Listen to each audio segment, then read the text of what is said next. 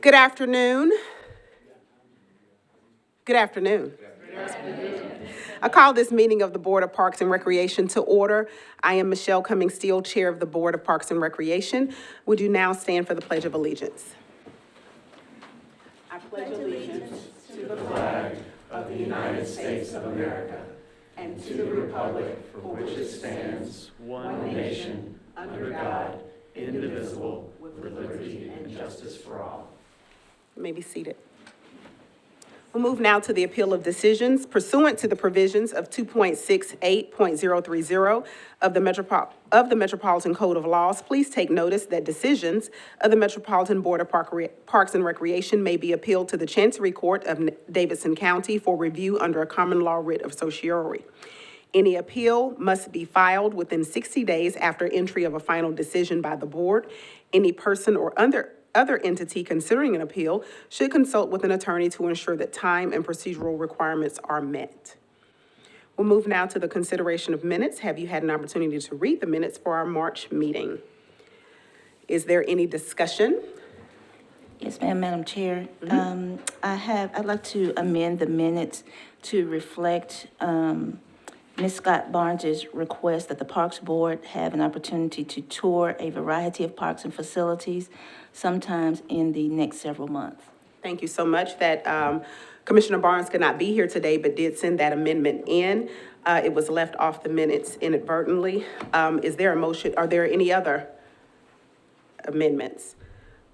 Is there a motion for approval with the aforementioned amendment?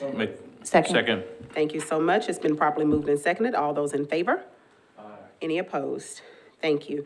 We're moving now to Metro Council referrals. Are there any referrals from council members present, Director Odom?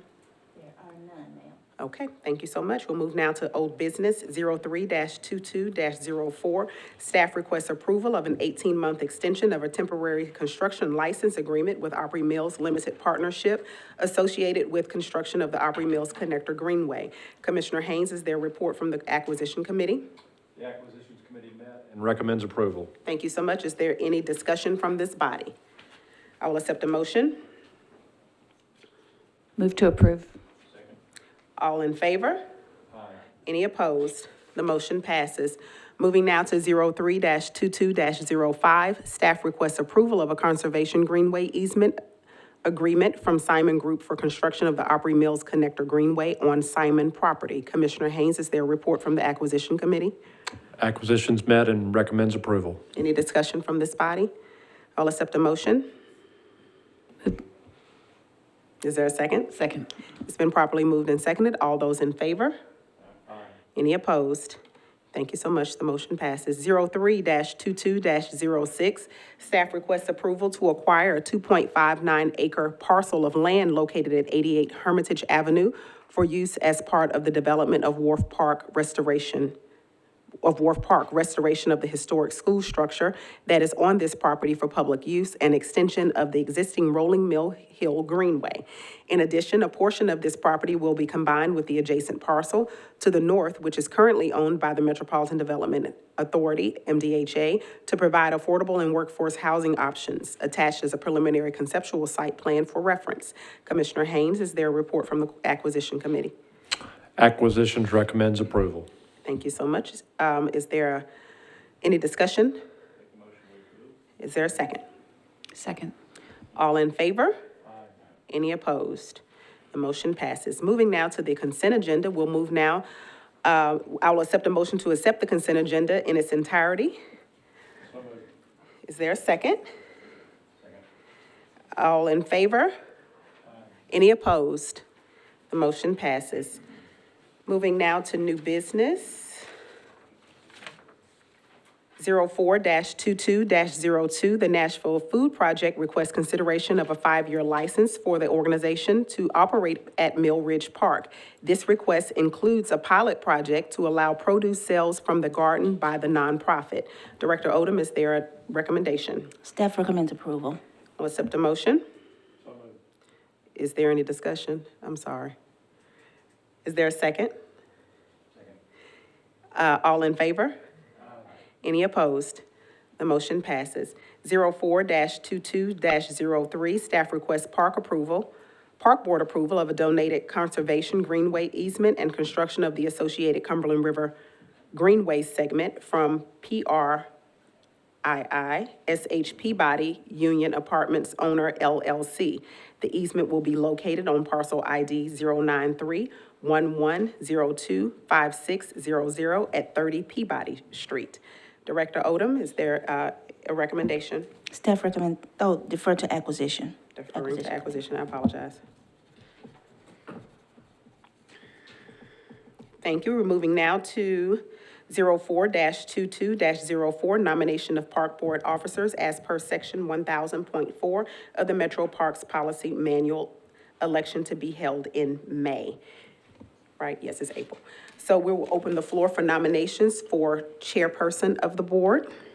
First, I want to take this opportunity to thank Chairman Steele for your 3 years of laborious service, especially during COVID, very trying times, so thank you very much. Thank you. I understand you would like to Go ahead. give that up. So with that, I will nominate Terry Hughes as chair and Michelle Steele as vice chairman and Monique as secretary. We just went through them. I was going to call for them. We'll accept. Sorry about that.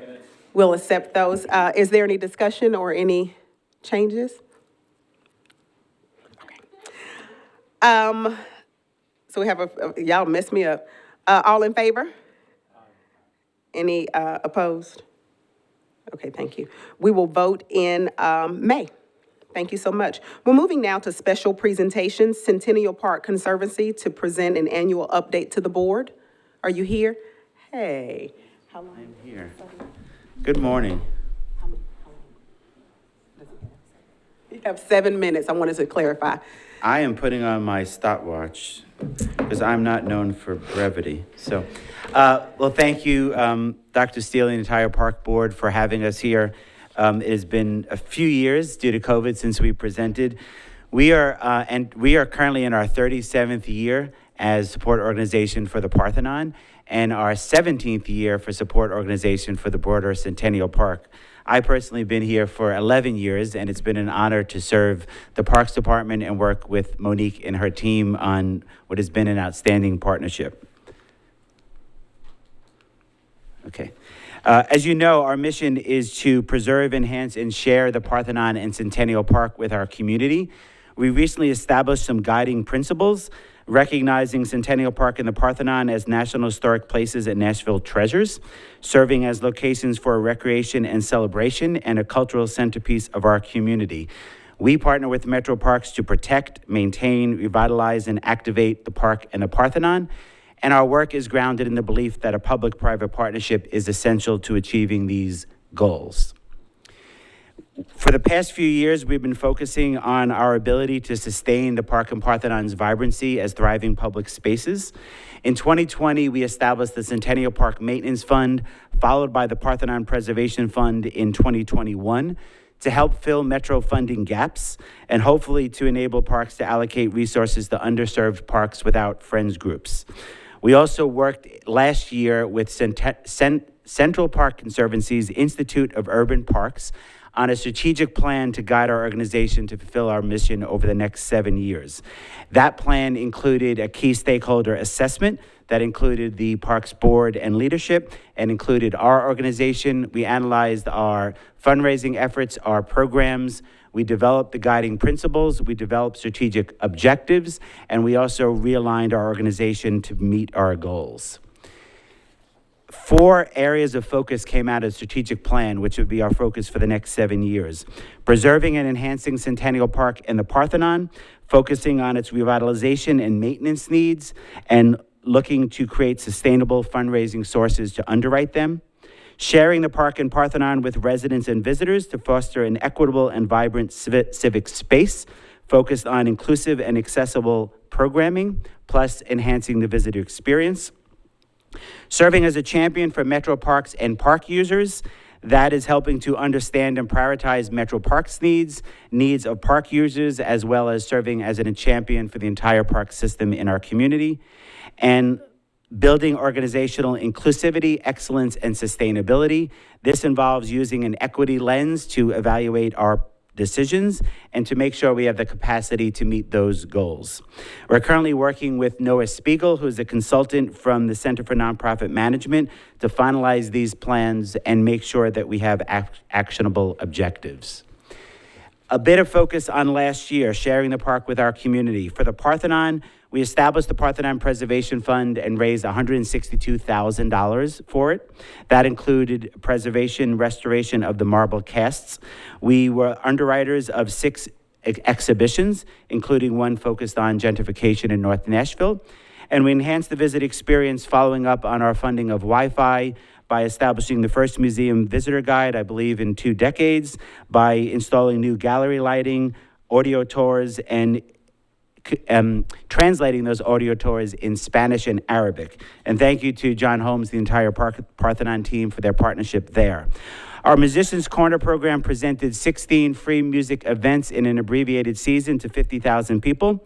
We supported artists by showcasing 91 diverse performers. This included 53% of them fronted by women and 42% of them fronted by a person of color. In our small businesses, we showcased 81 vendors. 68% of them were women-owned and 32% were owned by a person of color. And we were also recognized by Wild Turkey for keeping the local music scene alive during the pandemic. And thank you to Jim and Lisa for their help with all of our events. Kidsville presented 100 free events and storybook walks for over 10,000 people. We put out this children's guide to the Parthenon, and we gave 30,000 of these out. So every child visiting the Parthenon has enriching activities. And we also served our community centers by underwriting 16 weeks of after-school programming at Coleman, East, Hadley, Luby, and Sevier Park. Thank you to Katie from the Parthenon and Stevan for their partnership there.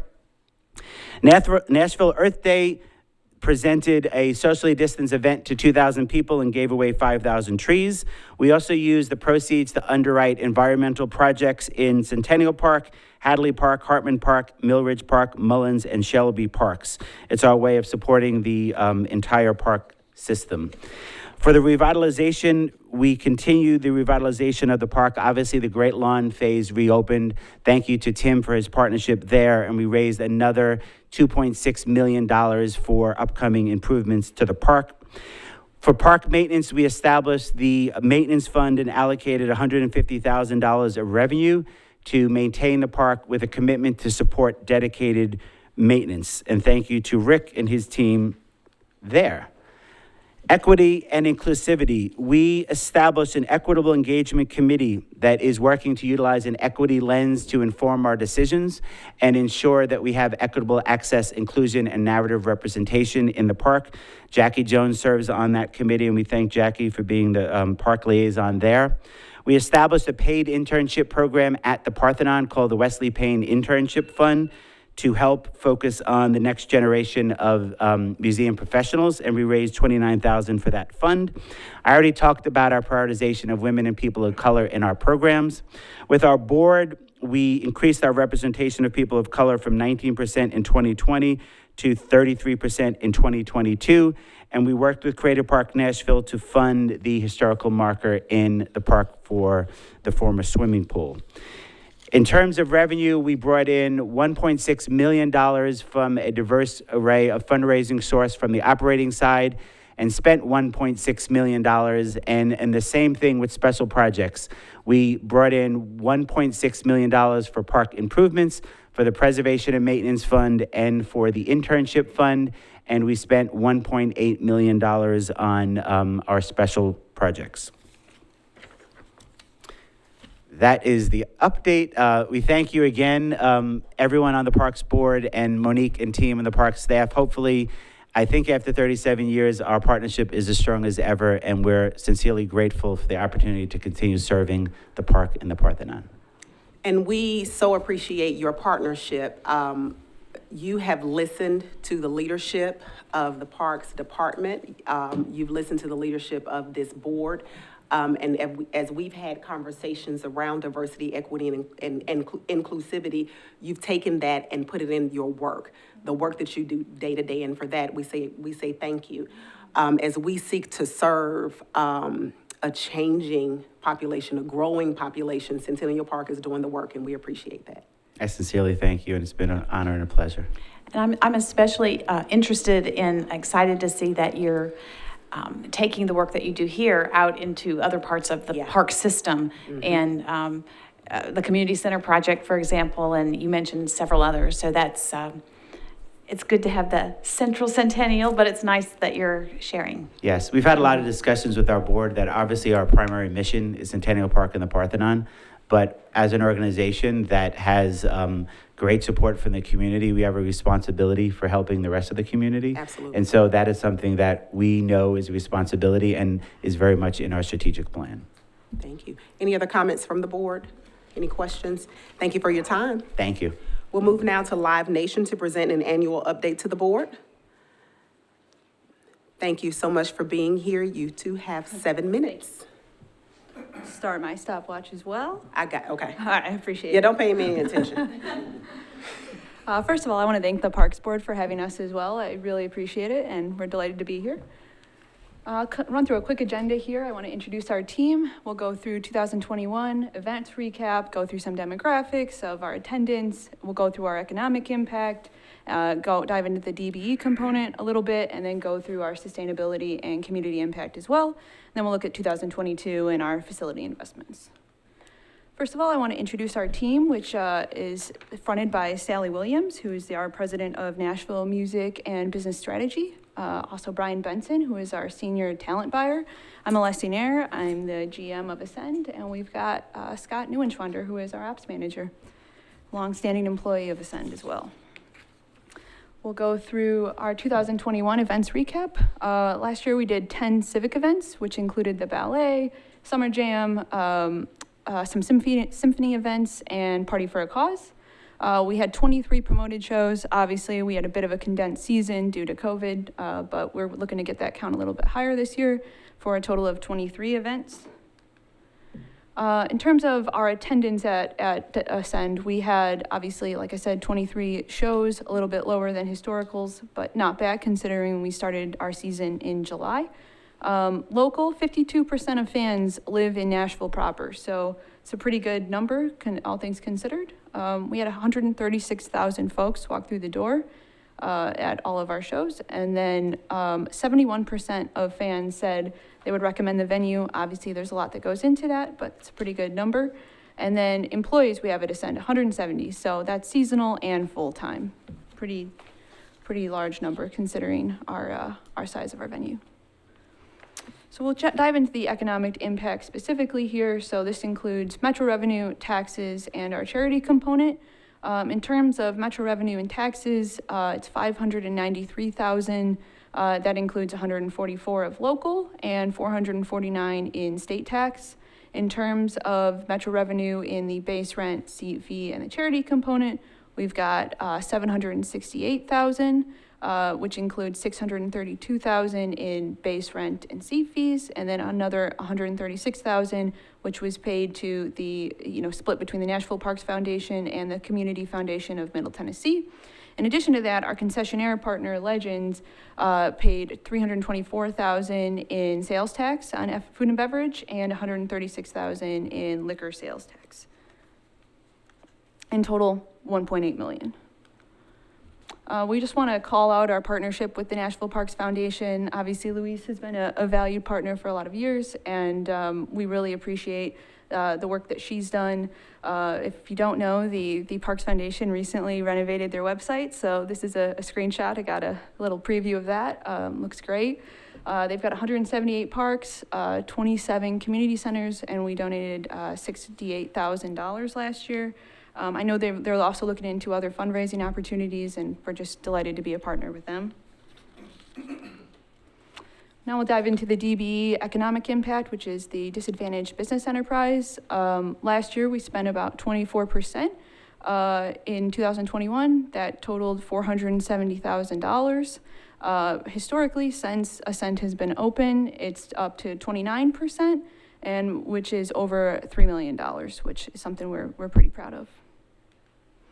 I want to dive into some sustainability as well. This is something that as a company we take very seriously, and specifically at Ascend, we really prioritize it. There's some stats up here which I'll dive into, but it's something that we really prioritize and want to focus on moving forward as well. We are a park, and we are very cognizant of that as well. 27,000 pounds of compost, 38,000 pounds of recycled material, almost 8,000 pounds donated, which I'll dive into shortly here.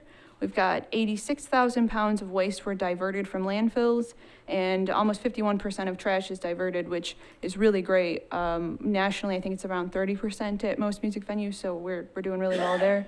I do want to call out, we are the #1 venue nationwide among Live Nation venues for most compost and most donations, which is pretty impressive considering we're smaller than some of our colleagues that are, 20, 30,000. So we're having some good impact there. I want to talk about our community impact on the donation front. I'm obviously new to this role, but this was something that really stuck out to me when I got here, is how much we engage with the community, not just on an economic standpoint, but in terms of donations. 27,000 pounds donated to Compost Nashville, almost 8,000 pounds of glass recycled, Turnip Green Creative Rescue, about 1,000 pounds of materials donated for reuse, so they don't go to a landfill. Musically Fed is one of our great partners. We donated almost 2,000 pounds of food to them for use at Matthew 25, Room at the Inn, and Nashville Rescue Mission. So that food didn't go to waste. Pallet Pro, 6,600 pounds, of used pallets were reused, not thrown in the trash. Then we donated 450 pounds of used blankets to the Nashville Humane Society. A couple more of these, 122 pounds of cigarette butts, vinyl gloves, solo cups, beauty products were recycled at TerraCycle. Bulbs and batteries, almost 100 pounds, which is pretty astonishing when you think of how light bulbs and batteries are. Jackalope, we donated a bunch of plastic can carriers, so those didn't go into a landfill. 450 pounds of hard to recycle materials went to Rockwood Sustainable Solutions. Goodwill, 343 pounds of various materials that were left behind for that folks never came back and claimed. And then Plant the Seed, which is funny. Plant the Seed, all of our composting went to that charity, which is educates children and young adults about the impacts of composting. So obviously a good deal of community impact there. And then this year we were fortunate to receive the Polestar Award, which is the Red Rocks Award for the best outdoor venue in the country. It's voted on by folks exclusively in the music industry. So this is anything outdoors. So we're really proud of that. Obviously some of our counterparts are a lot bigger. So the fact that we won this is a pretty big deal. And obviously you can see the other awards we've won, but we're quite delighted about this. And then here's our 2022 event schedule. So I think we've got right now 30 shows, and then 4 civic events and 3 symphony events that we're working through. May increase a couple on those fronts, but that's what we've got right now.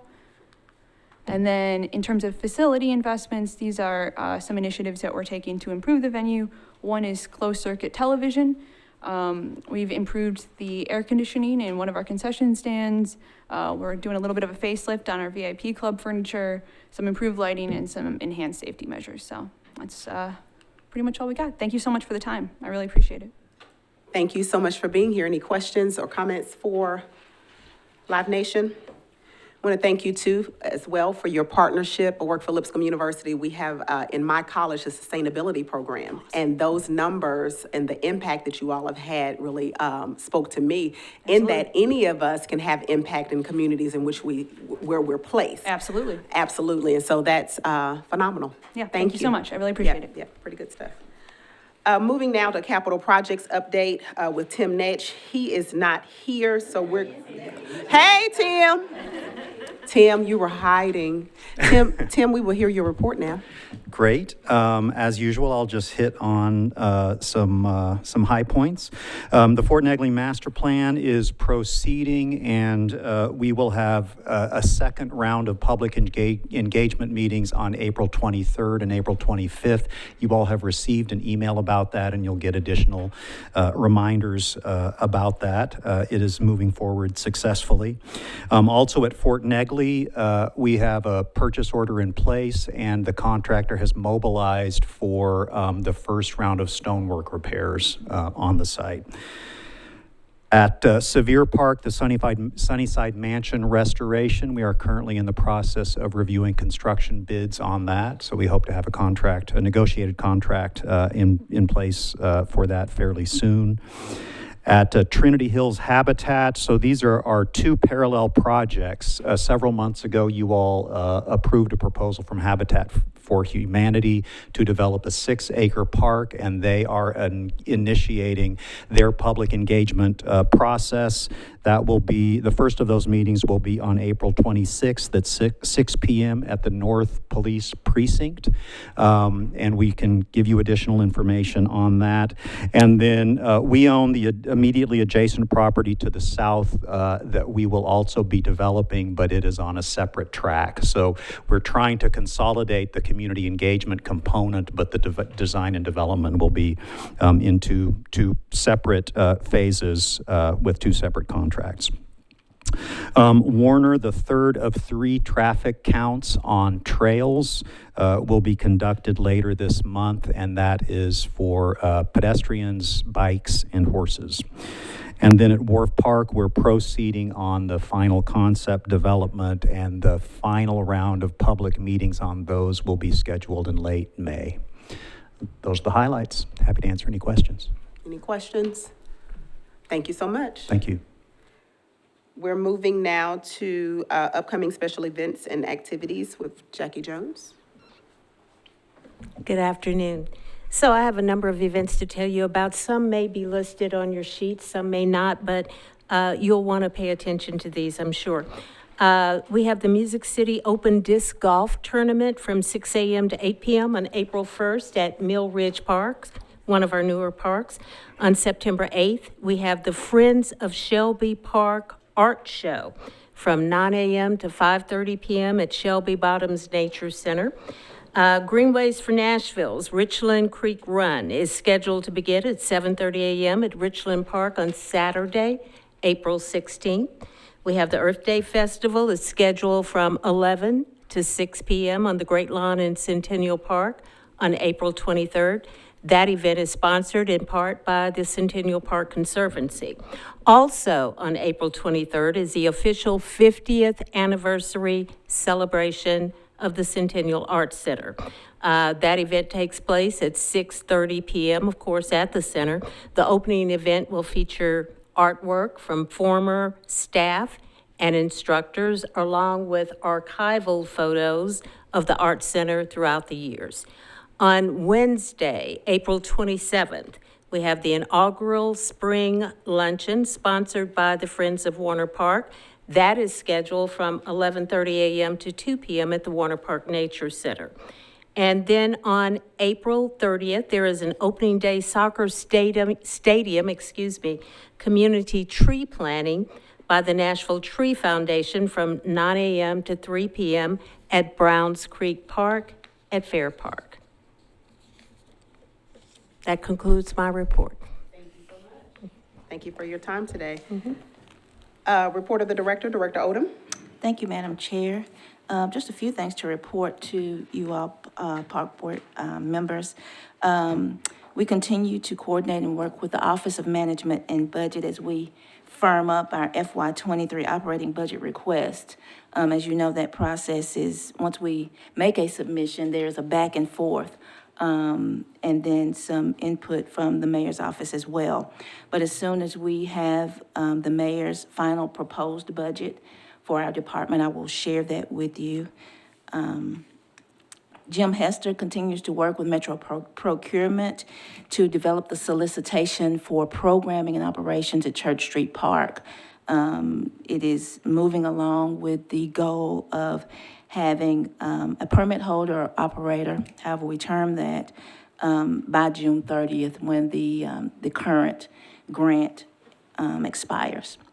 Our golf courses have expanded their operating hours due to daylight savings time. Nevertheless, just like other areas in our department, we are experiencing some staffing challenges, workforce issues, but we continue to try to recruit and retain employees through a number of different avenues.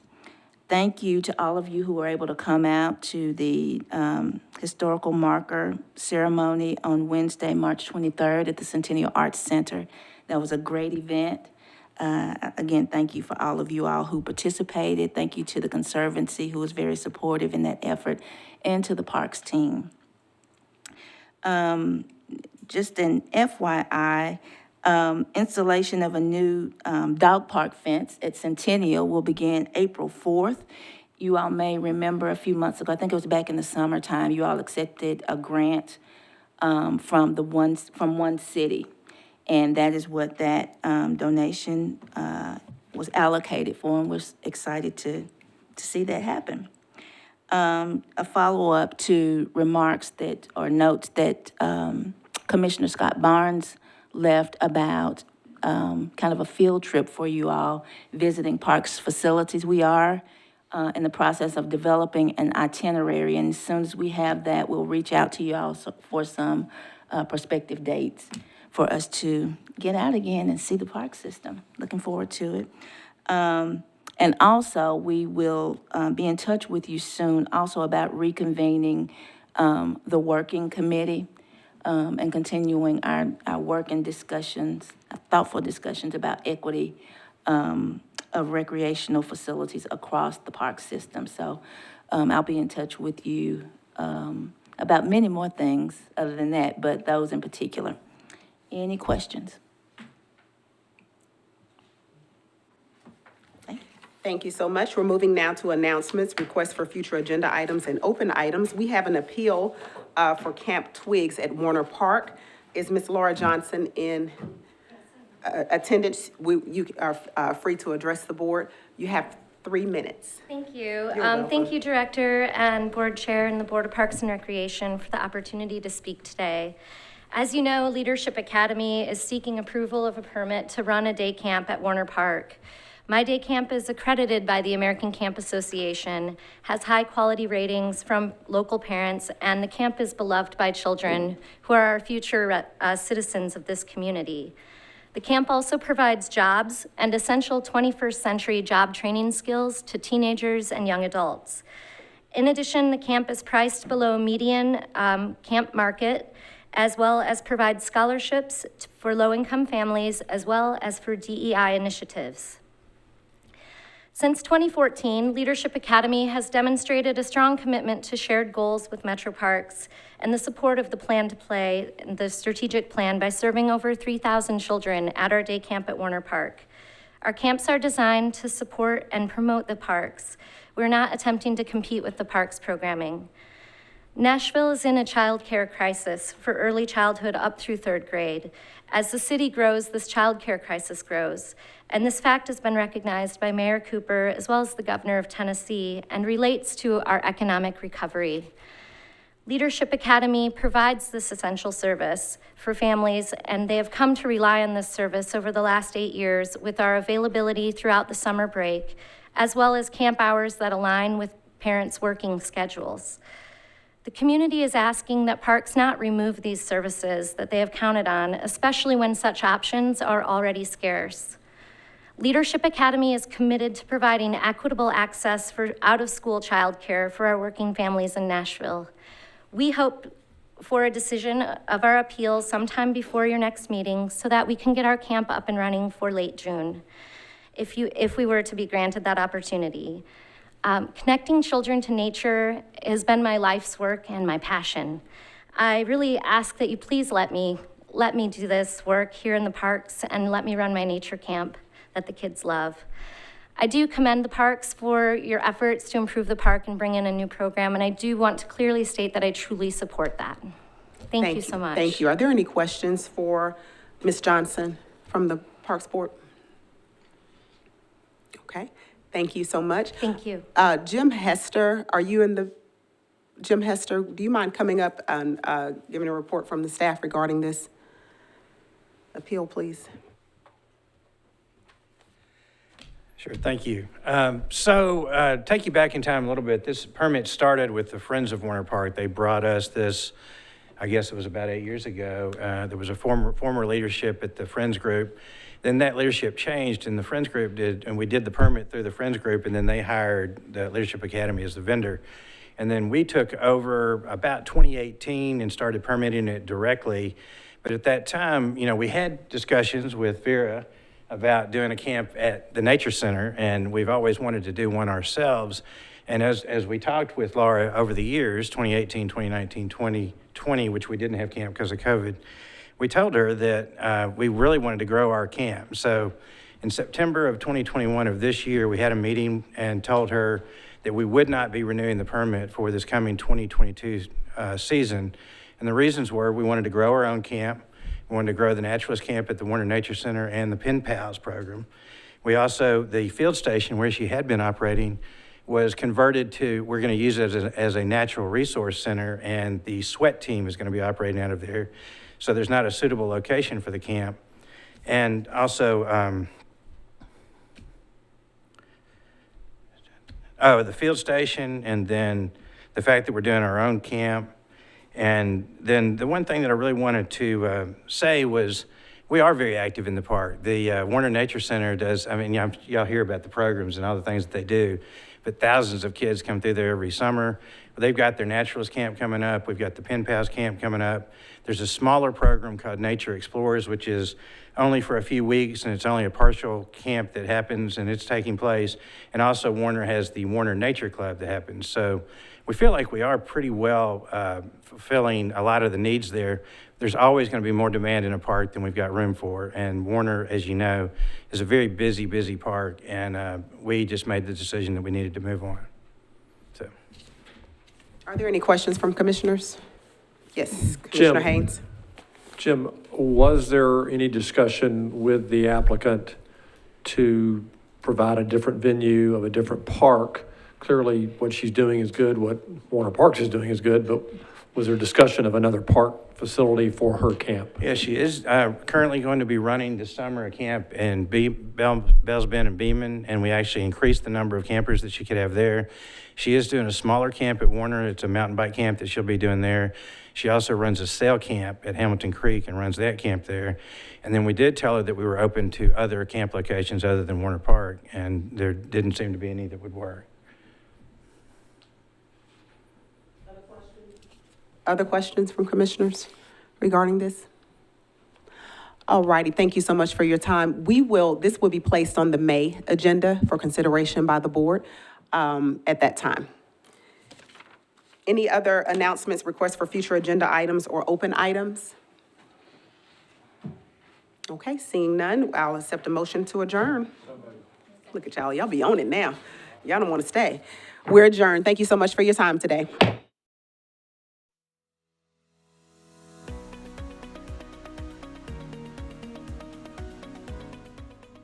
This has been a service of the Metro Nashville Network. If you would like to see this presentation again, or for more information on this and other programs, visit nashville.gov.